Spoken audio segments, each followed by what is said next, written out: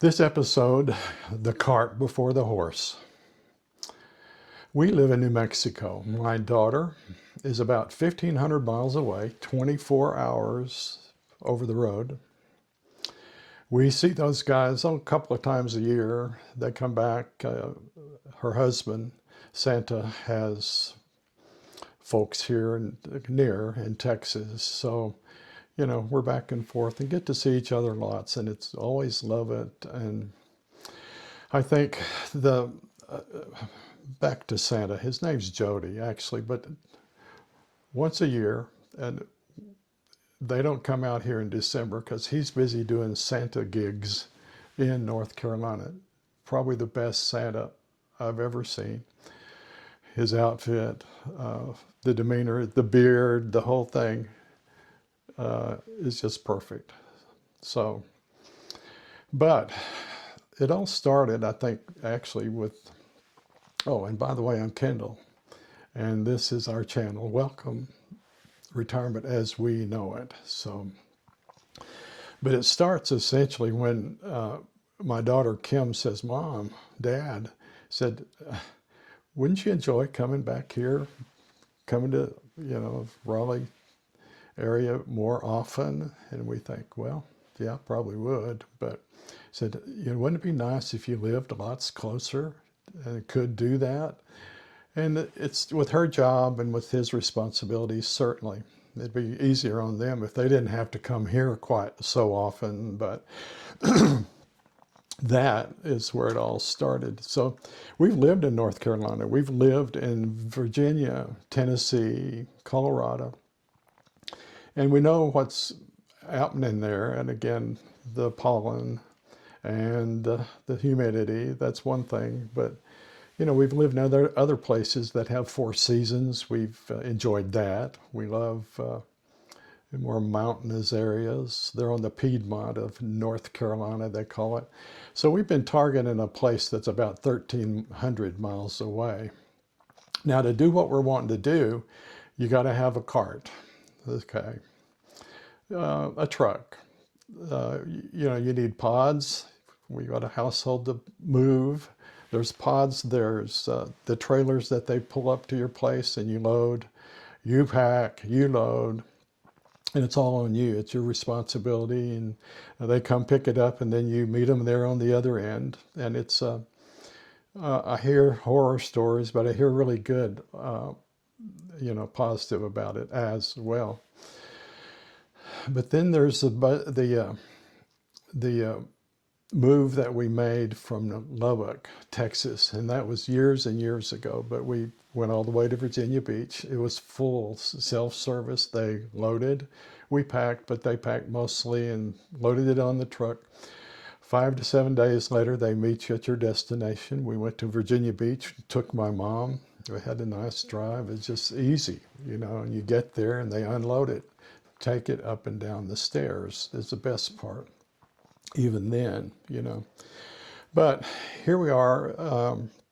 We don't know what to do exactly. We've got a kind of a plan, but we need to plan and we need a budget for this. So weren't sure what to do. So enter the salesman. This guy, okay, I found online a broker. What they do is they book any kind of move for you. The pods, whether it's the trailer, the pickup with a tractor trailer thing, and or whether it's full service, and they do it well. And he answered so many questions. I have researched online and found out a few things, but this guy, every time I raised a question, he had the answer. Now, to him, it was simply overcoming objections, but to us, it was good information, and we had really good answers. And so the big emphasis on his part, here we are, early spring, we're looking at rates as we get into the summer, and that's the biggest moving time.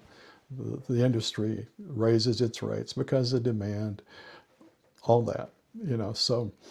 And he said, well, we can do any mode. We can book anything you want to do. And 1.5 hours later, after I've had all my questions answered, and he's still Uh, he's ready to close the deal. He shot us a price. Now, then when you go on the food websites and you find restaurants, you go on other websites, you find goods and services, whatever, and they always have like $6 signs or so. Now there's two is kind of really affordable, if you will. There's higher, couple maybe. If they're all filled in, okay, that's you got what you got. Well, $5 or $6 signs, and actually, it started out. This broker had like $10 signs, and I'm thinking, oh my gosh. But lo and behold, it keeps coming down every time you say no. It keeps coming down. So I thought, well, we're doing very well at this point, saying no and raising objections, and he keeps coming down. So that ends up a good part. But so after it's all said and done, and we're down to about $6 signs, and he's wanting us to get him a check or electronic funds or whatever to close the deal, get it booked. That way you won't have to worry about prices going up. You won't have to worry about any of that. And just $3,000 later, we'll be in good shape. And I think, wow, that's like, I'm not ready at all. I'm totally not ready to pull the trigger on this deal. And I'm thinking, what are we going to do? I'm thinking, again, I've invested an hour and a half. Do I just hang up on this guy? But then enter the horse. In my mind, I got it. Okay. All I have to do is say, we've put the cart before the horse. Now, the horse in this thing, the thing that's going to power this whole thing is the sale of our house and the purchase and close of a property on the other end. Now, to do that, we've got to list the house. I don't even have the house listed. So I'm looking and I'm thinking, man, we don't have a timetable. We don't have a plan. So what are we going to do? So how did I turn this thing around? Well, essentially I told him that he of course, he had the answer, all the answers. And I'm thinking, okay, do I just hang up or do I respect the guy? And we've developed a relationship with him. And it's like, no, I'm not just going to hang up. I'd called him back twice, actually, with different additional questions. So I'm not going to hang up. I respect his time and effort, and I appreciated that. So I'm not going to do it. But finally, I had to say, no, no, no. We're finally not okay with that. We can't do it. It's not going to work. I've got your contract, your bid on your contract, and it has your phone number and your email, and we will call you back. And he knew we would because I already had, and we kept him on the hook, and it was a good thing. So all of this, and I'm thinking, what did we learn? And I'm on this end. I'm just trying to get things done and move things along toward the move and toward uncomplicating our life, I'm thinking. But all of a sudden, it's getting really complicated. So what do I do? But he acquiesced. We have an agreement. I'm calling him back. I trust the guy. I think he's going to do well for us. He's going to choose a company that's A+ rated, Better Business Bureau or whatever we need. We're going to feel good about the move, but not until it's time. So what did we learn?